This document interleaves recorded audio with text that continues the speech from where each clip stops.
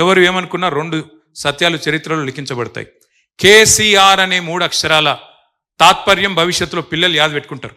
కే అంటే కాలువలు, సి అంటే చెరువులు, ఆర్ అంటే రిజర్వాయర్లు అనే విధంగా భవిష్యత్తులో తెలంగాణలోని ప్రతి బిడ్డ గుర్తుపెట్టుకుంటాడు.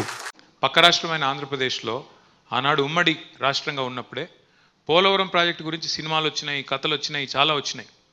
పోలవరం ప్రాజెక్టు ఒరిజినల్గా కాన్సెప్చువల్గా అనుకున్నది 1940వ దశకంలో, అంటే స్వాతంత్రం రాకపూర్వం.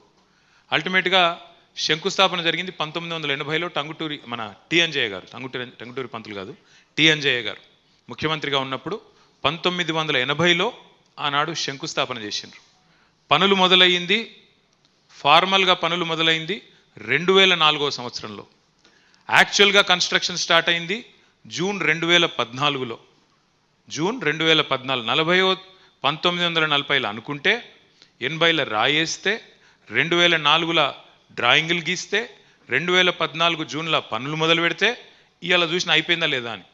ఇప్పుడు ఏం చెప్తున్నారు తెలుసా, అందులో 2027 డిసెంబర్కు అయ్యే అవకాశం ఉంది అని చెప్తున్నారు. అంటే కేసీఆర్ పనితనానికి ఇతర రాష్ట్రాల పనితనానికి తేడా ఏందో చెప్పడానికి మాత్రమే ఇది నేను చెప్తా ఉన్నాను. ఎక్కడ 1940, ఎక్కడ 1980, ఎక్కడ 2014, ఎక్కడ 2004, ఎక్కడ 2027. అదే కేసీఆర్ గారు ఇప్పుడే మా గంగుల కమలాకర్ అన్న చెప్పిండు.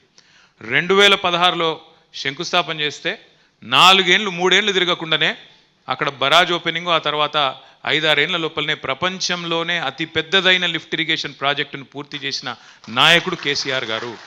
ఇది ఎవరు అవునన్నా కాదన్నా ప్రపంచ చరిత్రలో నిలిచిపోయే మాట. ఇవాళ మనందరి ఎఫర్ట్ కానీ మనందరి తాపత్రయం ఒకటే కావాలి.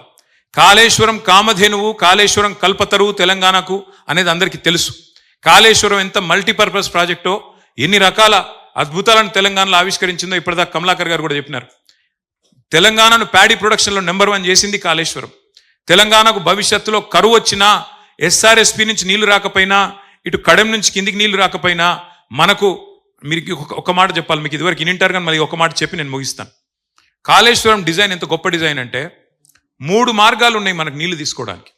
రెగ్యులర్గా మీకు వర్షపాతం, నార్మల్ వర్షపాతం వస్తే ఎస్ఆర్ఎస్పి కనుక నిండితే, గోదావరి నిండితే చక్కగా మీ కాకతీయ కాలువ ద్వారా నీళ్ళు తీసుకునే అవకాశం ఒక మార్గం.